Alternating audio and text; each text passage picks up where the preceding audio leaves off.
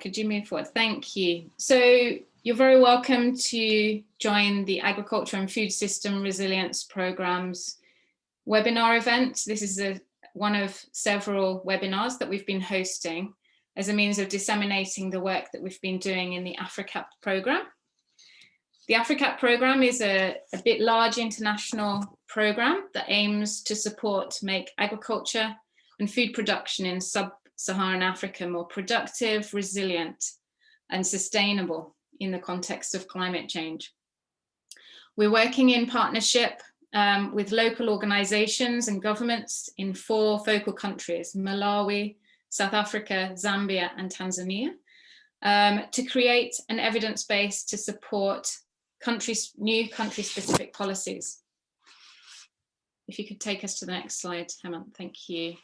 So AFRICAP aims to help countries reduce poverty and hunger, improving livelihood and economic development, whilst addressing the broader aims of the UN Sustainable Development Goals. The diagram here gives you a sense of the type of programme that this is. It's very much a research into policy and policy informing research. So there's great interaction between the research community and policymakers in this programme through a range of different activities and themes that we're working on. AFRICAP is led by the University of Leeds, where I'm based, and is funded by the UK Research and Innovation Global Challenges Research Fund. This webinar will be reporting on a component part of this wide-ranging programme, and particularly focusing on research that's been conducted at local levels in Tanzania. Today's webinar will give you a flavour of some of this finer scale local level research being conducted on the programme, the evidence of which we hope will inform, feed into the wider programme activities that are going on at national level, but also feed into policy. And of course, this is very important because ultimately the work that's going on farms with farmers at the local level is so very important to feed up into policy and planning. So we have 2 presenters with us today. We have Dr. Hemant Tripathi, one of our research fellows on the AFRICAP programme, will be presenting his research. Hemant is focuses his work on agroecology. He's been working in Tanzania and South Africa, and he's been focusing on evaluating the effects of farm level management practices on invertebrate communities in particular. He studies the implications of conservation and climate smart agriculture practices on food production, biodiversity, crop pests, and natural enemies. And he's also been collaborating with the wider team of researchers looking at social ecological aspects and farmer perceptions.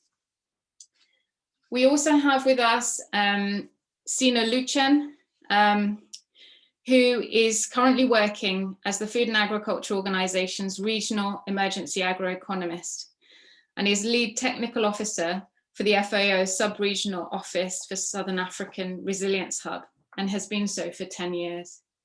Sina has a technical advisory role that focuses on supporting governments and partners to respond to agricultural emergencies, as well as to build the climate resilience capacity of smallholder farmers in order to protect their food and nutritional outcomes.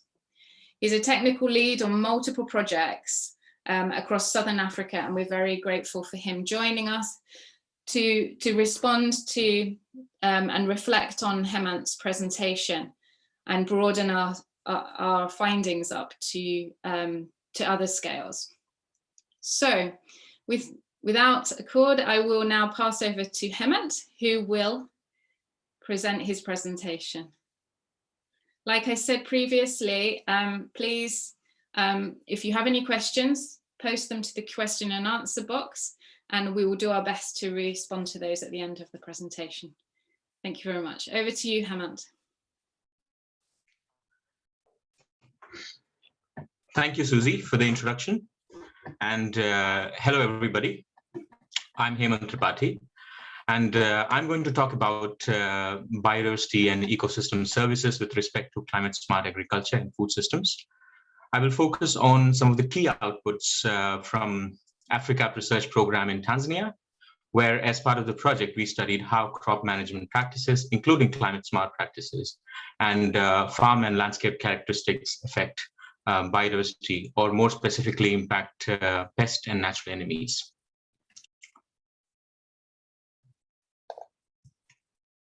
So to start with, let me provide you with a brief outline of this talk. So I'll start with a very broad background on food production, biodiversity, and global change processes that drive food production and biodiversity.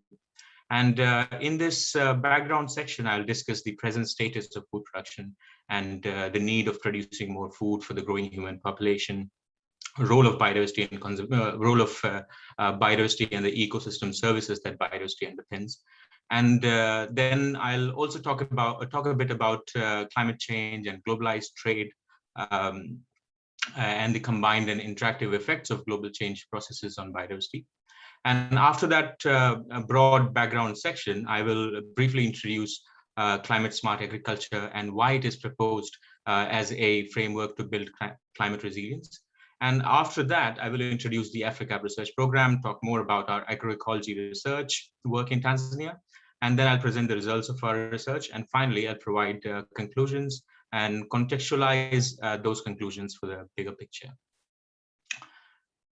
So globally, agricultural land area is approximately 35% or about half of the global land surface. And about 1/3 of this is used as a cropland, while the remaining 2/3 consist of meadows and pastures for grazing livestock. And combined, the agricultural land provide food and timber for more than 7 billion people. And since the 1960s, the world population more than doubled, while per capita income tripled. So both factors, the population and income, substantially increased the demand for agricultural products in the last few decades. While higher population increased the demand of food directly, higher incomes shifted the dietary patterns away from crops and vegetables and towards more animal-based products. And which are more the animal-based products, which are more resource intensive. So now, food production must increase dramatically by approximately 50 to 60% in the next decades, as global population is expected to become over 9 billion people in 2050. And some of those increases in food production will come through intensification, and some of those by expansion of agricultural lands. And either of these or both of these will have possible and negative consequences for environment sustainability and especially biodiversity. So our global food system is the primary driver of biodiversity loss, with agriculture alone being the reason for over 50% of species going under risk of extinctions. And unless we change the way we produce food, this biodiversity loss will continue to accelerate. And as you can see in the map on the slide, this map shows the projected effects of agricultural intensification, expansion, and both intensification as well as expansion on biodiversity. The blue shades indicate lower biodiversity losses from the range of 0 to 10%, while the red shades represent biodiversity losses to the level of over 50% of species going locally extinct. And this map suggests that in future, if the increased food demand is met through conventional expansion and intensification of agriculture by clearing habitats or using chemical fertilizers and pesticides, food production will trade off strongly against biodiversity, and especially countries with least suitable agricultural lands, and also countries with agriculture expansion potential, and also having high biodiversity, like most of the countries in sub-Saharan Africa. Those will be the ones hardest hit in terms of biodiversity loss. So we know that agriculture causes biodiversity loss and negatively impacts biodiversity. But this biodiversity loss can also have negative impact on food production, as biodiversity provides important ecosystem services like pest control, nutrient recycling, and pollination, and in addition to improved system resilience. So biodiversity underpins these ecosystem services which support food production. So the biodiversity loss caused by food production essentially threatens the sustainability of food production itself. So a great example of this could be pest and pathogen control services provided by biodiversity via natural enemies. So about 20 to 40% of annual yields are lost to pests and pathogens. And in some cases, almost whole crop field is destroyed during pest and disease outbreaks. So natural enemies suppress pests and reduce yield losses induced by those pests and pathogens. And this is extremely important in small scale, low input systems where farmers rely on biocontrol and traditional management practices for pest suppression. So despite the recognized service supplied by biodiversity to agriculture, the feedback loop of agricultural production impacts on biodiversity. And then how does this biodiversity loss impact on agricultural production is not often considered in planning of agricultural interventions. So this relationship between biodiversity and agriculture becomes a bit more complicated when you consider the role and impacts of climate change. So climate change impacts agriculture directly by reducing the productivity and fertility of crops. It also affects cropping cycles and growing seasons, which consequently reduce yields and increase the cost of production. And then climate change also negatively impacts biodiversity as rising temperatures disturb individual species life cycles, distributions, and migration patterns. Climate change is likely to cause imbalances in interaction between species, local extinction of climate-sensitive taxonomic groups such as amphibians, and homogenization of biodiversity as climate-sensitive species are lost and replaced by more adaptable generalist species. So climate change has been observed to cause shifts in species ranges towards high altitudes or elevations and alter seasonal timings. And these observed shifts in range include climate-driven poleward shifts in crop pests and pathogens, as well as pollinators. And these shifts in both service, like pollinators, and disservice, like pests, represent significant threats to food security. And under climate change, then farmers will have to possibly increase the use of pesticides to combat pests, change management practices to more mechanized cropping systems, and use improved variety crops that are climate resilient. And these will increase the cost of food production. So another major driver of food, as well as biodiversity alongside climate change, is international trade, which often also is associated with increase in commercial and mechanized agriculture. Under international trade, demand for products from a consuming country contributes substantially to local environment in the producing country. And much of the international trade-related pressure on biodiversity mainly occurs in developing countries which have high agricultural land use potential and typically also high biodiversity. So international trade influenced by demands of specific desired food products driven by the dietary shifts lead to negative impacts on biodiversity, facilitating expansion of agricultural land area in highly biodiverse regions, as well as the displacement of local biodiversity, including by invasive species. So the impact of trade is finally felt greatly at local scales, as commercial agricultural expansion causes simplification of food systems with cascading impacts on food biodiversity and ecosystem services, such as pollination and pest control that biodiversity underpins. So I discussed about some broad scale global change processes and how they affect the outcomes for food production, biodiversity, and relationship between food production and biodiversity. And although these are broad scale processes, they have clear local scale impacts, which is realized via alterations in local and farm level agricultural management practices, landscapes, and also environmental characteristics. And although there are some broad large-scale trends in biodiversity and agriculture responses, the relationship among biodiversity, food production, ecosystem service provisioning, and food system sustainability and resilience is extremely context-dependent. So especially in case of biodiversity and biodiversity-driven ecosystem services like biocontrol of pollination or disservices like pest and pathogen-induced crop losses, local contexts matter a lot. So features like agricultural management practices, what agricultural management practices are used, how do farmers respond to shocks from global change processes, what are the nature of those shocks, type of coping mechanisms, and at what scales all these are realized, what is a local landscape context, what is a landscape composition and configuration, etc. matters a lot.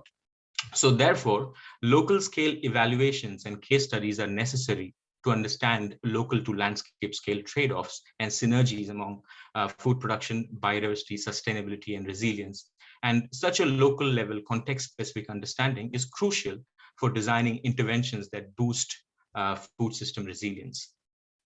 So talking about system resilience, what is resilience? So resilience is essentially a system property, a concept that originally emerged from field of ecology, actually, in the 1960s, with the recognition that ecosystems should be managed with the expectation of disturbance, variability, and change, rather than for stability. As the concept has now evolved to address a wide diversity of systems, in particular socio-ecological systems, the terminology of socio-ecological resilience has also evolved. And resilience is now commonly defined as having three core dimensions: the amount of disturbance a system can absorb and still remain in the same state, the degree to which the system is capable of self-organization, and finally, the degree to which a system can build up and increase the capacity for adaptation. So food systems can clearly be portrayed as socio-ecological systems, as they incorporate multiple complex environmental, social, political, and economic determinants, which encompass availability, access, as well as utilization, and also involve varying spatial, temporal, and institutional scales. So current food systems are rooted in input-intensive farming and specialization, and in socio-economic inequities along the supply chain have large detrimental effects on both society and the environment, resulting in loss of biodiversity and ecosystem services. So designing of more diverse and resilient agri-food systems for the future is thus one of the crucial and global themes that has emerged from the growing awareness of the unsustainable nature and climate vulnerability of existing patterns of food production and consumption.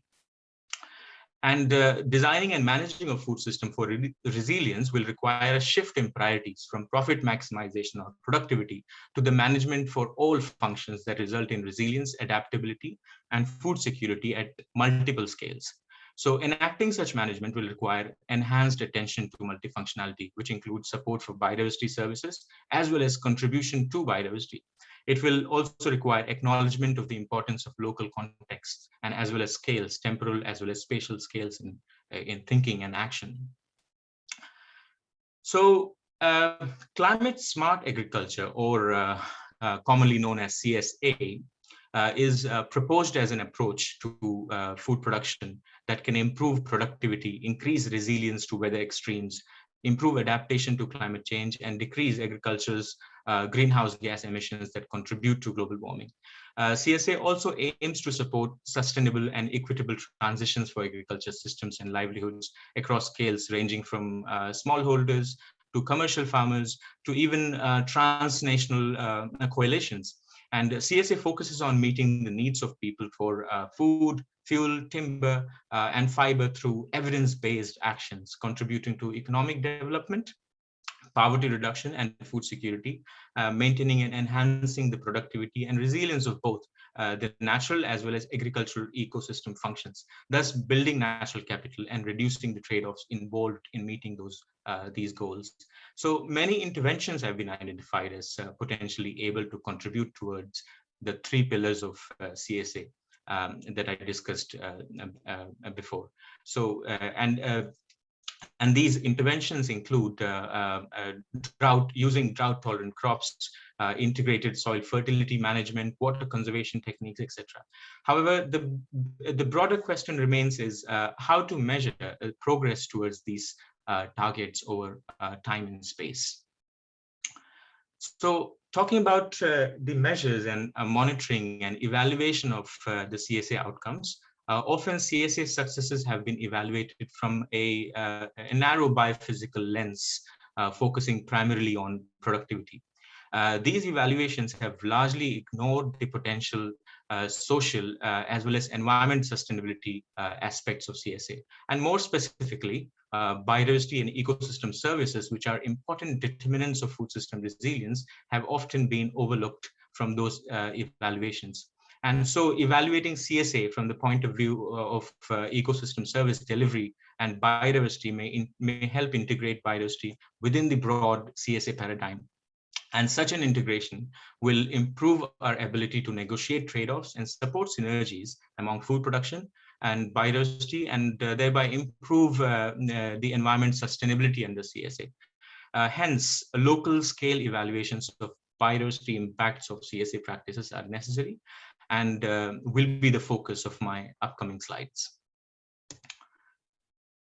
So as part of the AFRICAP research program, we evaluated CSA practices in Tanzania, in the east to Sambara Mountains. And in these mountains, CSA was introduced under the Global Climate Change Alliance, which is also known as the GCCA.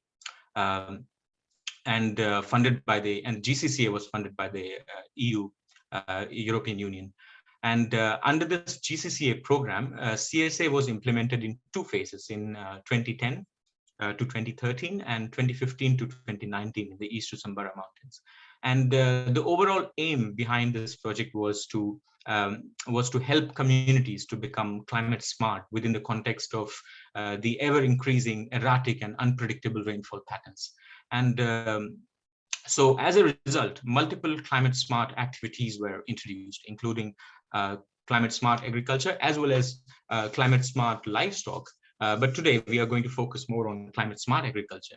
So the climate smart agriculture activities range from training farmers in how to conserve water and prevent soil erosion, and then also training them in creating terraces on farms situated on mountain slopes, which reduce soil erosion, then using biofertilization techniques like using farmyard manure, crop rotation, and intercropping. So as part of the broader AFRICAP team, we were basically interested in evaluating outcomes on different aspects of resilience and sustainability. So we evaluated things like learning and livelihood and soil, as well as ecology. However, today I'm going to focus more on the ecological aspects of these evaluations. So to evaluate ecological outcomes, we designed a year-long field-based empirical study. This study included activities like sampling of invertebrates once every 2 months, starting September 2019 and ending August 2020. And during this study, we sampled invertebrates using multiple techniques, using pitfall traps, broad spectrum sticky traps, yellow color sticky traps, and white, yellow, and blue pan traps. And these multiple techniques helped us sample a broad range of invertebrates, from ground-dwelling ground beetles to plant hoppers to flying invertebrates. And then all the specimens that we collected, we identified those specimens to a broadly recognizable operational taxonomic units. So I'm going to provide more details on these operational taxonomic units later on.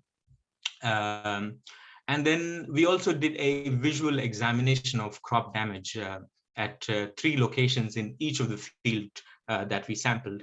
And finally, we also collected information about annual yields, especially of maize and cassava in each of the fields that we worked in.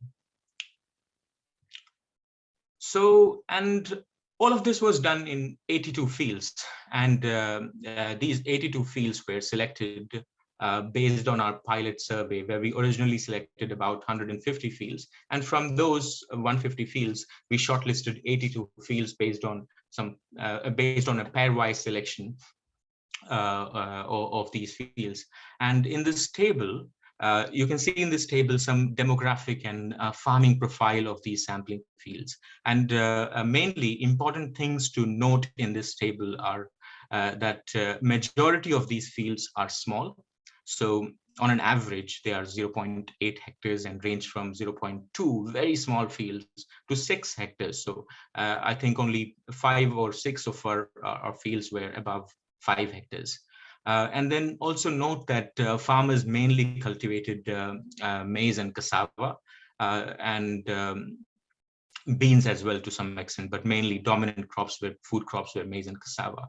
And most of the farmers did intercropping and cultivated for 2 seasons. And then, so now as in this study, we primarily wanted to compare CSA and non-CSA fields. With CSA being mainly fields where farmers practiced all of the climate smart activities. However, real world is not that organized. So it was very difficult to purely categorize fields as CSA and non-CSA. So because farmers used multiple management activities, so a balanced design essentially was not possible. So what we did was we grouped the fields into 5 categories based on dominant set of management activities. So these farmers practiced activities like intercropping, spacing. So spacing is a climate smart agriculture where farmers use a designated distance between each plant and space them out. So some farmers use spacing, some farmers use manure, farmers also used improved variety crops. There were farmers who used these trenches that I discussed before. So different farmers did different things. So we basically still were able to identify 5 groups of farms based on dominant set of management activities.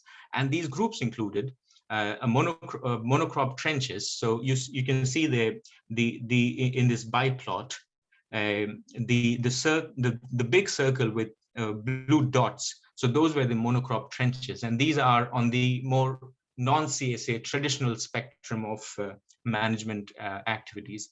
And then we also identified another group called a CSA Intercrop, where most of the farmers under CSA Intercrop practiced at least more than 3 climate smart activities. So these are on more CSA spectrum of the fields. And in between, you can see groups like mulch trench, where farmers mainly practice mulching along with the trenches. Then space and intercrops, where farmers did intercrop of cassava and maize with designated spacing between the plants. And then spice and intercrops, where farmers did intercrop of maize, cassava, and spices. So we identified these 5 category of farms with monocrop trenches representing non-CSA, while CSA intercrops representing more CSA type of farms. And then we compared, for our study, we compared these significantly different categories or clusters or groups of farms. Another big challenge in this study was identifying all the specimens that we collected, and we collected about 8,000 specimens. So it was very difficult to identify them to the species level, since we worked with research students and agriculture officers who were not systematic taxonomists.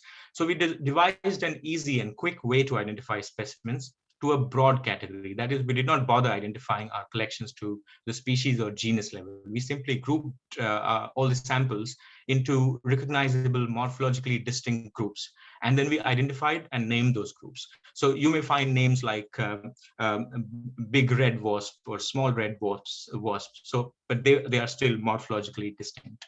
So while interpreting the result, we must remember that we are not talking about taxonomic species. We are simply talking about operational taxonomic units, or OTUs. And these OTUs could have distinct multiple species within them. And also there is a possibility that 2 different OTUs can be the same species in some cases.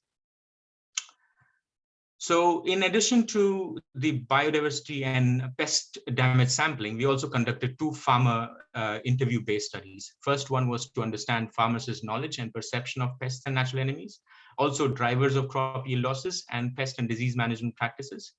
And the way we measured yield losses in this study was we gave farmers 50 beans and asked them to tell us the number of beans they lost if 50 beans was their expected yield. And the proportion of beans the farmers attributed as lost was used as a measure of reported yield loss.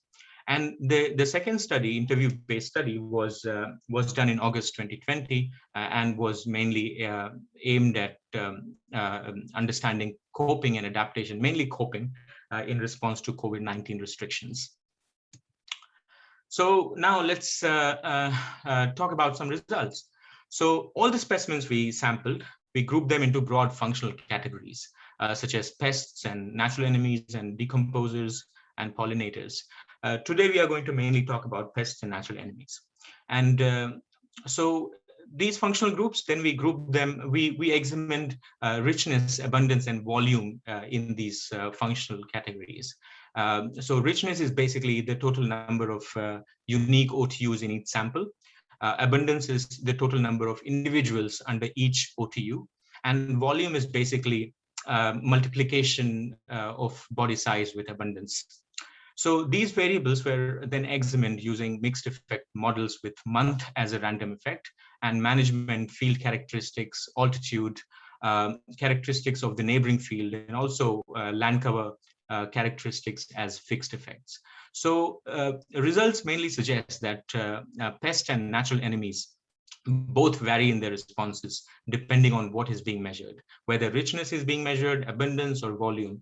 So, however, crop damage and yield losses were strongly correlated with pest diversity. So pest diversity is probably a better indicator of pest pressures, at least in this landscape.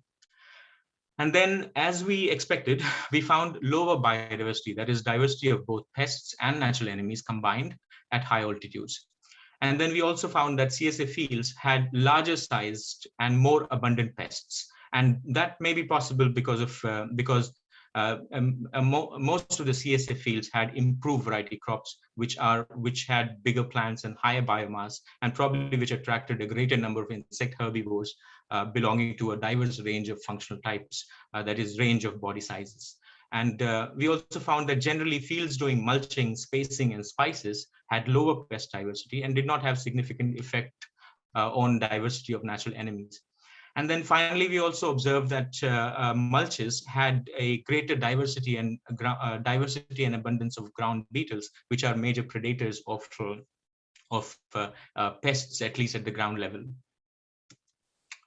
Then there were also clear effects of neighboring land cover and management in the neighboring fields. So we found significantly greater diversity of pests when the neighbor had improved variety crops. We also found higher natural enemy richness when the neighboring fields were doing intercropping or were just left as a fallow. And then we also found edge length, which is associated with land cover configuration and proximity to the forest habitat, had higher pest diversity, while land cover richness had greater pest volume, probably because of greater functional diversity or greater diversity of body sizes.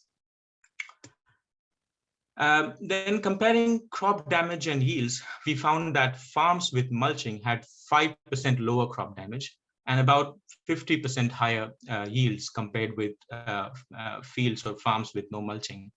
We also observed that bigger farms had lower crop damage, but did not have any significantly different yields per unit hectare if measured, if compared on the basis of per unit hectare. And we observed that farms with higher land cover richness had lower crop damage, highlighting the effect of land cover heterogeneity in reducing pest and disease-induced crop damages. So coming to farmer perceptions, we found that older farmers reported higher yield losses and knew more pests and natural enemies. However, in general, farmers describing higher yield losses also mentioned greater number of pests and natural enemies. Most farmers indicated that impact of pests and diseases increased in comparison to previous years, either by small or large amounts. And farmers on an average reported up to 50% yield losses, with poor soil and climate being major drivers, followed by pests and diseases. Then farmers associated CSA fields with higher yield losses, but we did not find any significant difference between CSA and non-CSA fields based on our empirical data. Farmers closer to forests reported lower yield losses, and there was clear effect of neighboring and field characteristics, with farmers reporting greater yield losses when they had neighbors with improved variety crops.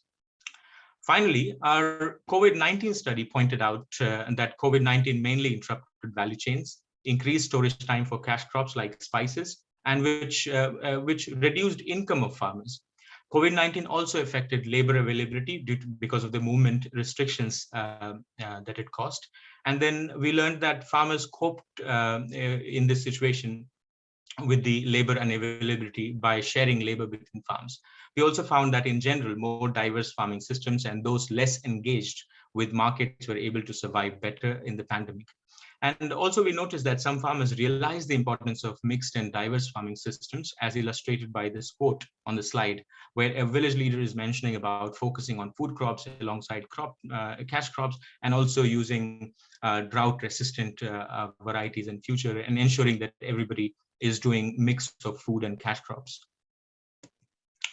So this brings us to conclusions. From the evaluations point of view, we found that CSA, non-CSA evaluation may not be an effective way to measure success, at least at this stage. One way to still do it is the way we did in this study, that is by grouping farmers in clusters based on dominant management activities. And probably it will take a few more years for CSA activities to be adopted at landscape scale, and then possibly a landscape scale comparison would be feasible and more effective way of comparing outcomes and measuring success. In case of biodiversity, biodiversity outcomes will differ based on which activities are adopted and in what combinations. Generally, mulching, spacing, and intercrops would provide positive outcomes for both pest suppression as well as biodiversity. And landscape heterogeneity by maintaining diversity of landscapes, forest habitats, and mixed cropping systems might be the key for agrobiodiversity management in future. And based on farmer interviews, we can say that some farmers perceive CSA, or more specifically improved variety crops, as more vulnerable to pest damage, which may negatively affect adoption of CSA activities in these landscapes. Then farmers' evaluation of natural enemies or biocontrol services depended on their exposure to pest outbreaks and damage. So farmers in large farms using pesticides and not experiencing pest damages may not put the same value to natural biocontrol. And then older farmers had knowledge of pests and natural enemies, almost matching to sampling results in some cases. These farmers can work with the younger farmers for capacity building in future. Then we also found that diversified mixed systems with cash and food crops were probably more resilient, or at least cope better to value chain interruptions like those of COVID-19. So how does all this fit in the bigger picture of biodiversity and pests in future scenarios of change in Tanzania? As part of the AFRICAP program, we conducted scenario workshops and identified two major drivers of agriculture change in Tanzania: climate and technological adoption. So technological adoption is often correlated with market connectivity and mechanization, which is correlated with land simplification and greater field sizes. So we can derive some conclusion based on what may happen to biodiversity and associated ecosystem services under these scenarios. So in the current scenario, biodiversity plays an important role in managing pest pressure. This role often varies with management context. Under climate chaos, there is high likelihood that the impact of pests in highland farms will increase, and management activities that elevate pest pressures like mulching will be more important in those cases. Under high technology, land simplification may negatively impact biodiversity as well as pest control, as heterogeneity is important for biodiversity. And worth noting that among the farms that we surveyed, bigger farmers did not necessarily had significantly different yields per hectare.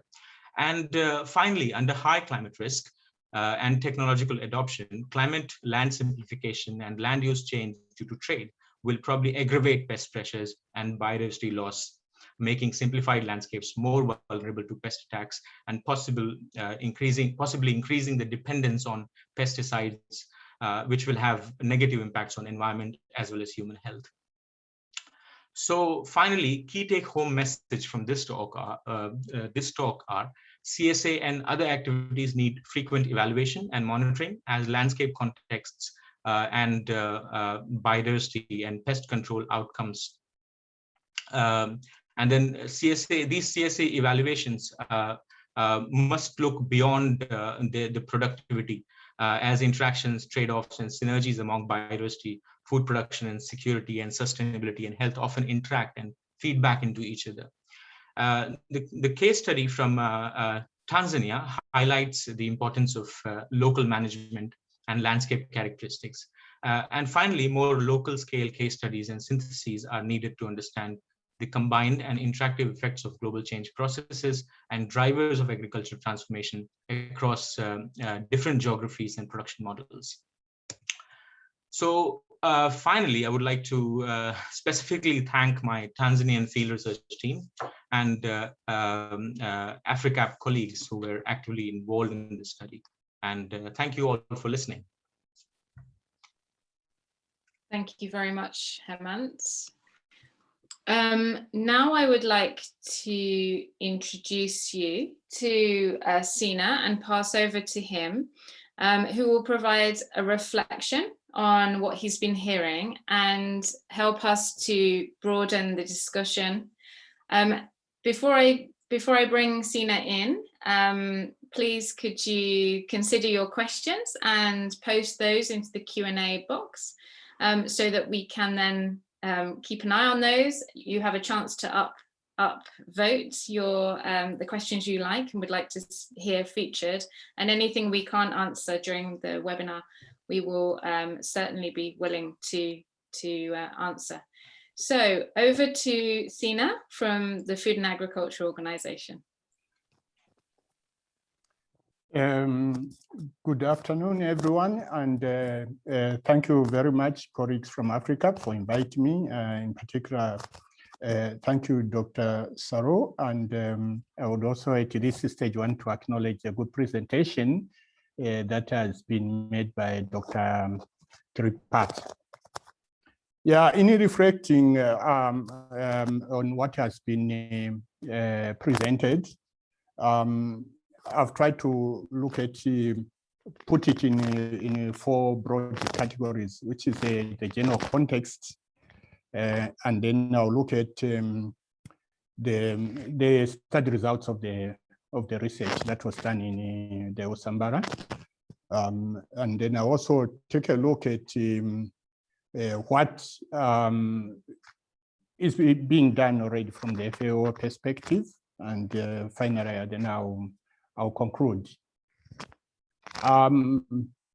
The 40% loss due to pests and diseases on yields is quite astounding. That's quite high. And of course, it's not very surprising, perhaps. Coming from the Southern Africa,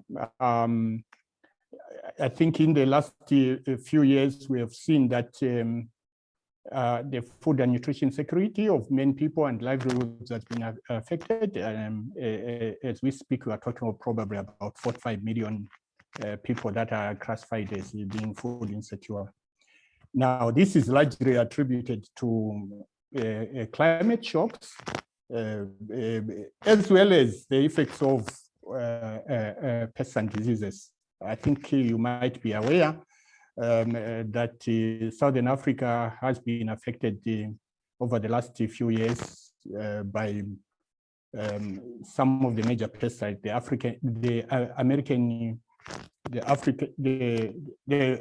4-MOM.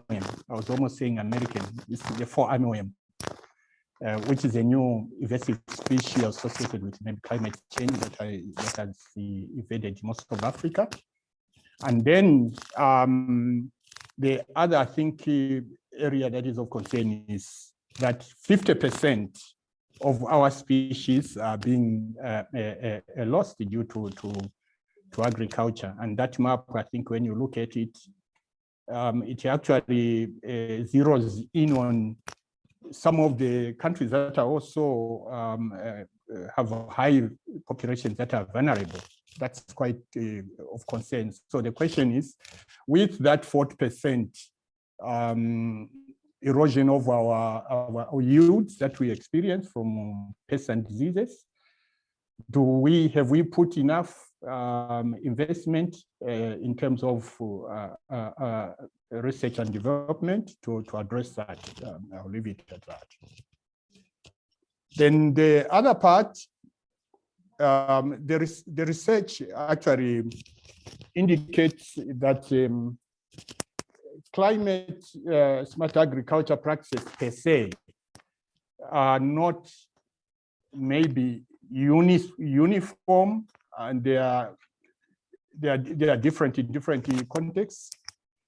And in fact, that some of these practices, which are broadly categorized as such, could be actually speeding up the loss of ecosystem services, particularly of beneficial the natural enemies. So that is an issue, I think, that needs to be looked at further, that needs collaboration in order to to ensure that CSA practices are unbundled and packaged, perhaps in a way that is beneficial, that provides a win-win situation. The other part that the study highlights is the role of neighboring landscapes on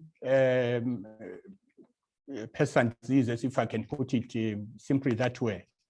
Meaning that what your neighbor as a farmer does, or what is happening in the forest area next to your field can actually influence your outcomes on the farm. And that again, I think raises questions as to, do we have models right now? Do the models that we have in reaching out to farmers and training them on CSA, and do those models actually accommodate or look at that perspective that we have to go at not an individual approach, but rather that maybe we have to go at community level. I think that's a point to pick. The other part on that is farmer perceptions. Now, perceptions are very strong in determining how people act. So if from what has come from this research, farmers have certain perceptions around these CSA practices, whether they, from the indications that they could possibly at times even contribute maybe to the erosion of the erosion of the resilience of farmers to pests and diseases, if I can put it that way. Then we have a big task, I think, that needs to be undertaken, because simply that when it involves the perception, you cannot easily move in with the science to change the mindset, if I can put it that way again. Now, on the third part, I'm looking at what this research brings out, and looking at what is in existence. The research touches the two critical areas for resilience in Southern Africa, because it looks at the issue of biodiversity vis-a-vis pests and diseases, which is for us is critical, as I mentioned, that as a sub-region, we have been at the receiving end of major pest outbreaks. We have the fall armyworm, which has been causing losses among farmers, and we also have the African migratory locust and other locust species, which most of us have actually in our lifetime have never seen them before, but now the region is experiencing this major threat. So this research, I think, becomes very critical, and particularly that when you are looking at the locust situation, these locusts are breeding in ecologically sensitive areas where you cannot or you should not use synthetic pesticides. You have got wild animals there, you have got fish and the other useful species there. And also where humans are staying. So that's something that has even as we respond as the FAO, we had major challenges there, meaning that we have to start looking for biopesticides to help in the intervention. So you can see the link there. And then we also look at what has come out of the benefits of some of the practices, like the cover crops or soil cover, which indicate that actually with soil cover as well as intercropping, you get less pressure from the pests. And that is very good, because FAO has been also promoting conservation agriculture as an entry point to CSA, because CSA is so broad. So we have structures in all the 16 countries of Southern Africa where we have networks. They are called National Conservation Agriculture platforms. And also we have a regional, sub-regional platform called the Conservation Agriculture Working Group. So I think from there we have got an entry point for collaboration between research and development, and I think we would do very much welcome that type of interaction, because there are a lot of questions, let's say, for CSA in terms of even what CSA does to the soil flora and fauna, and the benefits that could come out of that, or maybe the trade-offs out of that. So that's a point I think that needs to be looked at.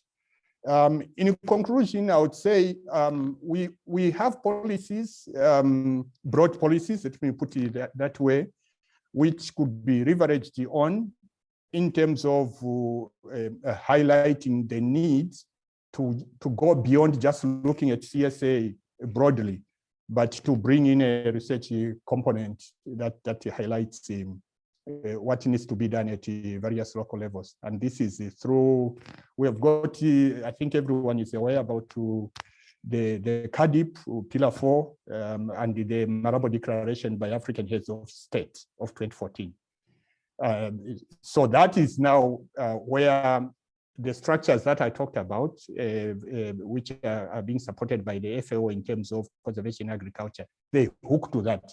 So there is political goodwill in terms of policies and frameworks, but we need to, I think, move it further to the farm level. Thank you, and over. Great, thank you so much. Thank you so much, Csa. That's fantastic. Well, whilst you've been talking, there's been quite a few questions coming in through the Q&A. So thank you very much. I'd like to start with a question from Pierre, which is linked to the framing of the project. And he's congratulating you on your presentation, Hemant, and would ask you to sort of clarify what you mean, your definition of CSA at the field level.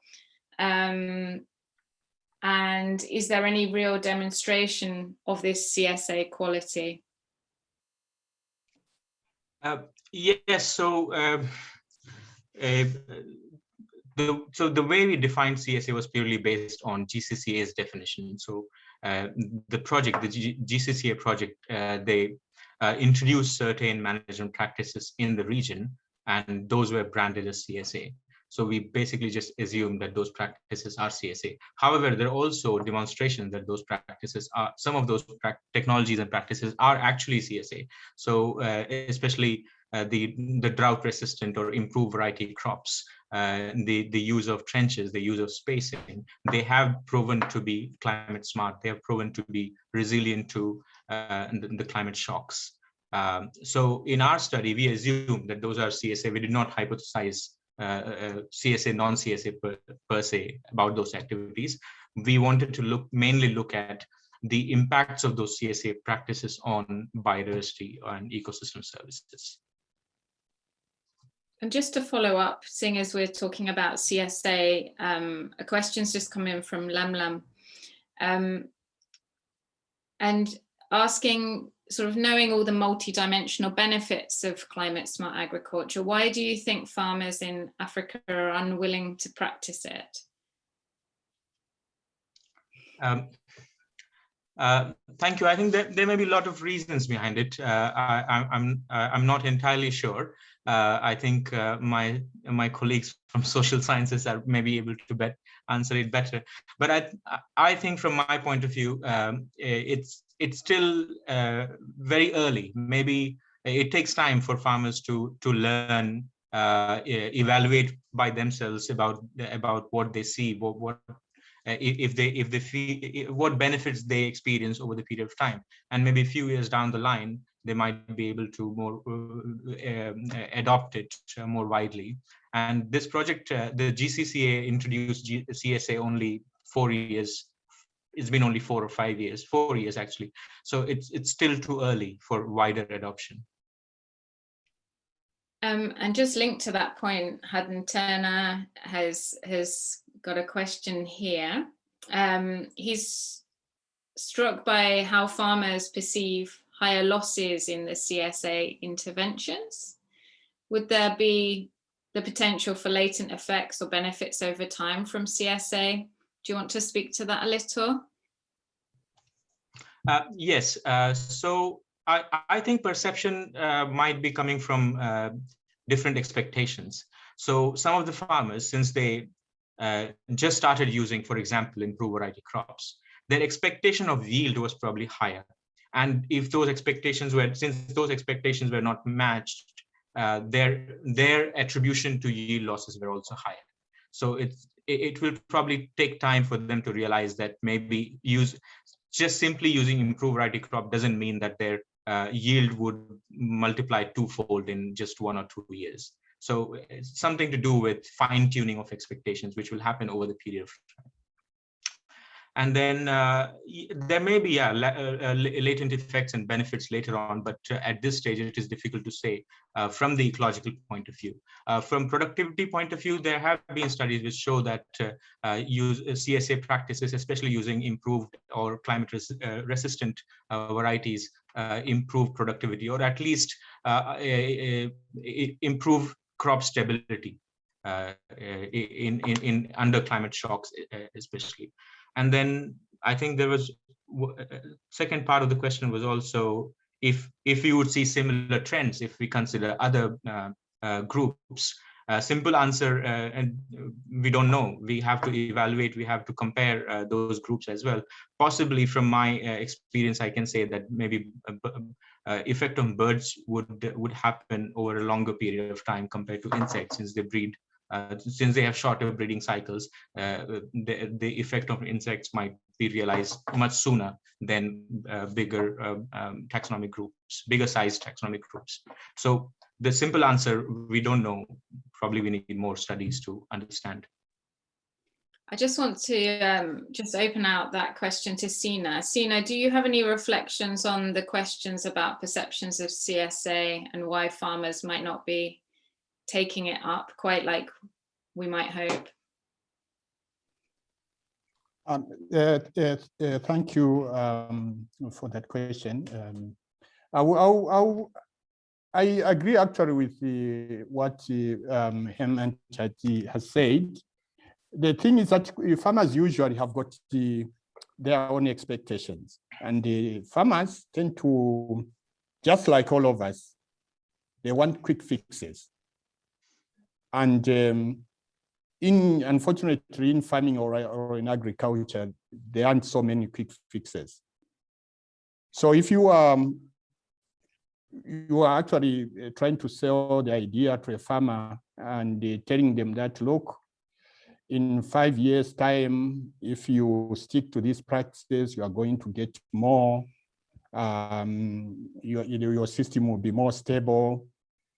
I think that doesn't sit so well with them, because they want immediate results. And the immediate results in this case for areas like most of sub-Saharan Africa and Southern Africa in particular, is that they want good yields, because from the good yields, they can be able to ensure their food security. They can be able, so it's a source of livelihood for them. They can be able to sell their crops. So that is usually where I think the challenge arises, and that's why in some promotions of CSA, you'll find that programs have tried actually to buy off that gap or that risky part. If the farmer says, okay, I want to try this, then that's a risky for them based on their experience. If they do that and it doesn't do the magic they expected, then they will suffer. So that's then you find they have this kind of negative attitude to anything that is long term. The farmer's existence, especially a small scale farmer, is expedient. It's about survival. So we have to pick those elements, and I think that's where the social scientists, like you, Susanna, come in. We have to recognize that. Otherwise, you'll find that the adoption of CSA becomes quite difficult. Thank you, and over. Thank you very much. Well, back to you, Hemant. We have a couple of questions on methods.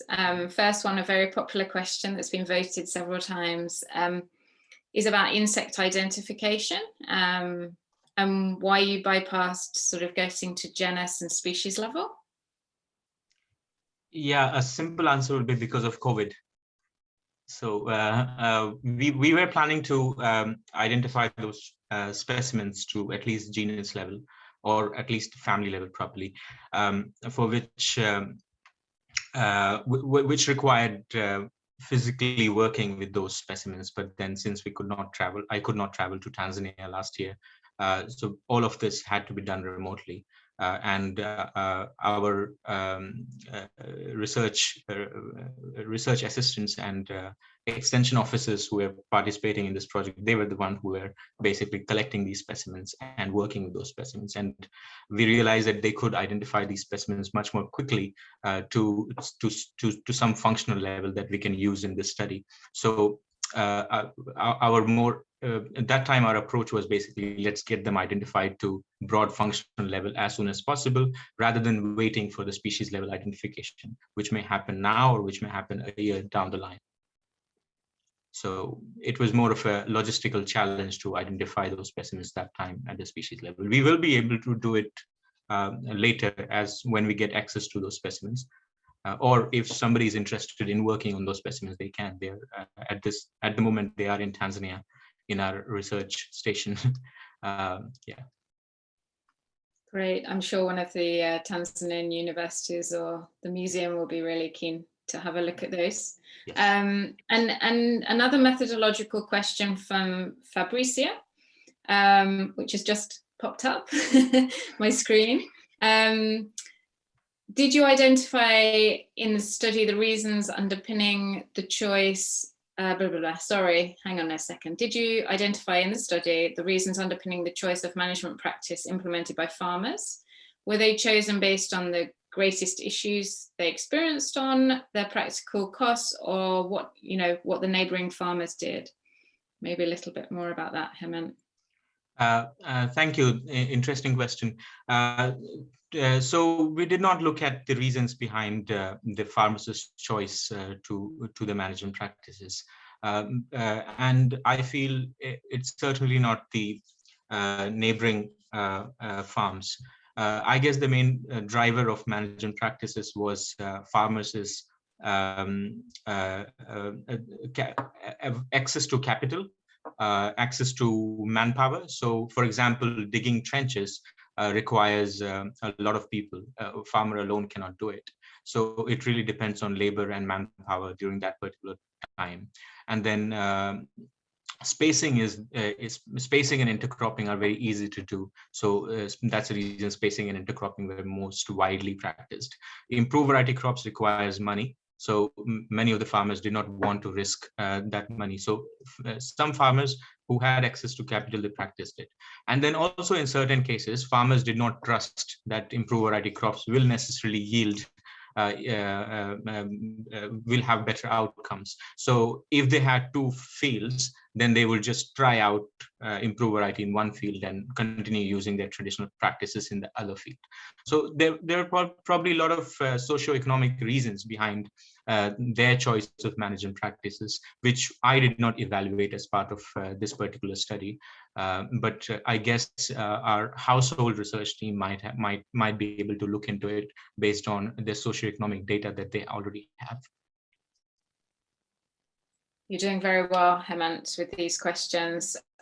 Two questions on resilience, one from Caroline Orfila and one from David Williams. Mm-hmm. The first one, can you expand on why cultivating cash crops increases resilience? Maybe I'll leave you with that one. Yeah, so I guess maybe I did not explain it properly. So I did not say that cash crops improved resilience. What I mainly wanted to say is that farmers who were less engaged, less dependent on value chain or cash crops survived better in times of COVID. So basically, farmers who did mix of cash as well as food crops, they were able to survive slightly better because they had mix of both, and because the interruptions by the COVID-19, they did not affect their livelihood or food availability directly because they could just consume the food crops that they grow. So I meant, my point was that having both cash as well as food crop is probably better for surviving a value chain disruption like COVID. However, I also want to highlight that there may be different kind of shocks. So value chain shock, maybe having food crops is good under a value chain shock, but maybe if there is a climate shock, then maybe having more cash crops is better. So I guess how farmers cope and resilience, it really depends on the nature of different shocks. And my conclusion was purely from the point of view of the value chain shock created by COVID-19. Thank you, Hemant. And David's question here, he was struck by your comment that the larger farms that use pesticides were less reliant on natural enemies, and that it seems that relying on biocontrol may not be necessary. So could you speak to that one? Yes, maybe and relying on biocontrol is not absolutely necessary. You can just use pesticides, but then it will come at a cost. So when you use pesticide, it basically increases the cost of production, which not all farmers can afford. So especially small scale farmers with small pieces of land with small profit margins may not be able to afford it. And then the second, using pesticides will have costs on biodiversity. So speaking from the point of view of biodiversity, if you use pesticides, maybe there will be strong trade-offs with biodiversity and environmental sustainability. So we are basically reliant on biocontrol from a resilience and sustainability point of view.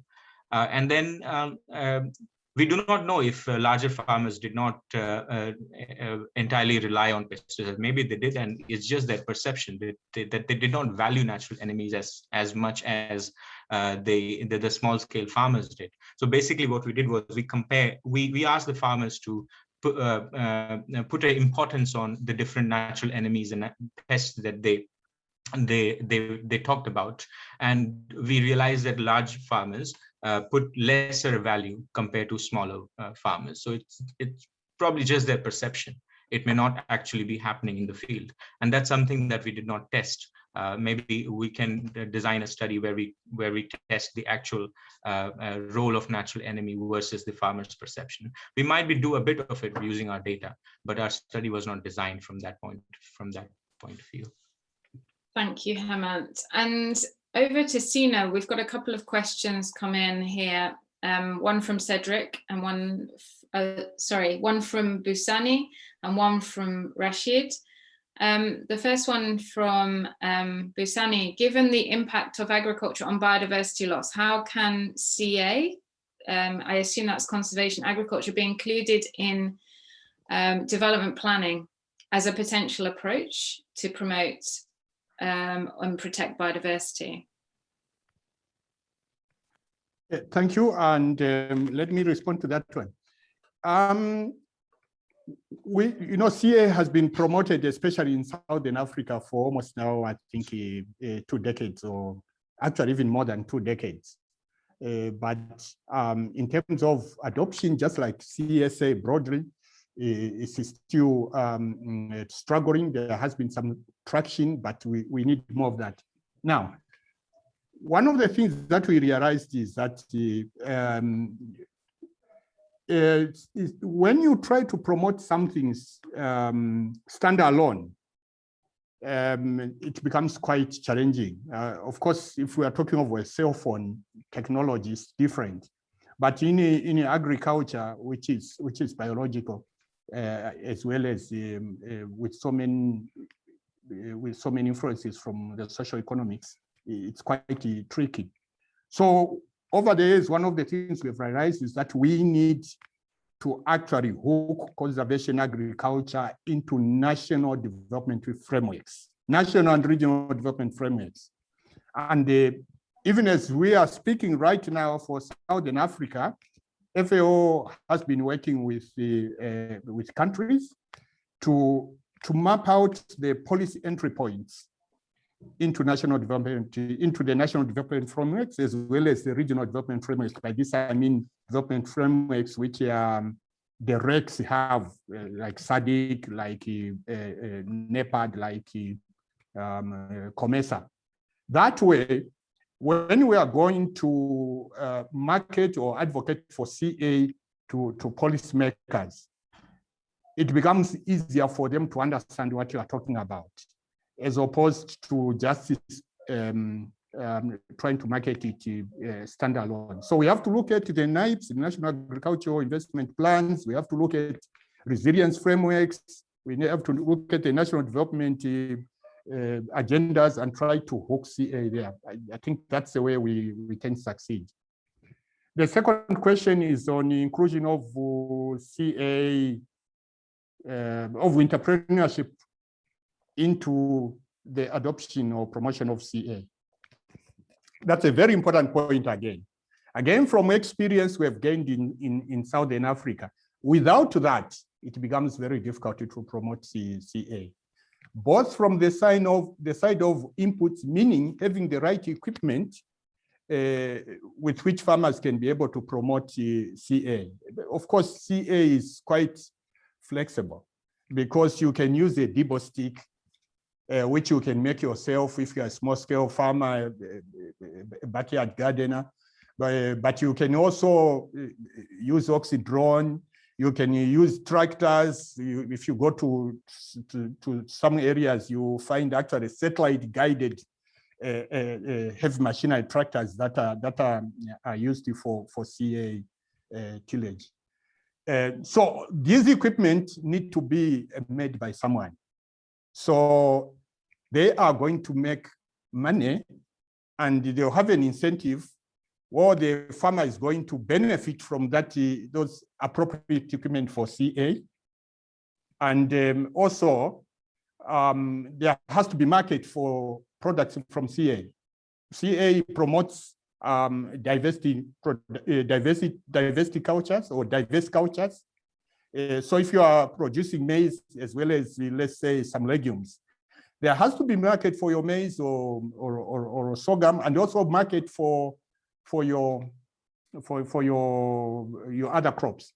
Then the private sector, we can see again there, the competitive value chain approach to promoting CA. I think that's what we are advocating for now. I hope I've answered that one adequately. Thank you, and over. That's great. And we're very short of time now. So one final question, and I'm sorry for those who have questions still pending and we haven't been able to answer them in the time frame, but we hope to, if you'd like to email them across to the AFRICAP website, we would happily, or the email, we will happily answer those. But the final question for you, Hemant, is coming about your outputs and when they will be disseminated. So just wondering if you can give us an outline of what you're preparing in terms of writing of this material and how it will be disseminated. So we have already prepared a couple of policy brief as outcome from this research, which are in the process of being circulated by ESRF in Tanzania. Then we are also preparing some research outputs. So actually 3 different research outputs, one on the COVID-19 study, one on the farmer pest perceptions, and then a slightly bigger piece on the ecological impacts of CSA. The COVID-19 paper will be submitted very soon, within the next 1 or 2 weeks, and then following that will be the other 2 papers. So we are expecting the research publications to be coming out by at least July or August, depending on how long the review process takes also. But the policy briefs are expected to be out very soon. Thank you so much. So I would like to close now. I'm sorry if we didn't get to your questions, but we have reached our sort of time limit.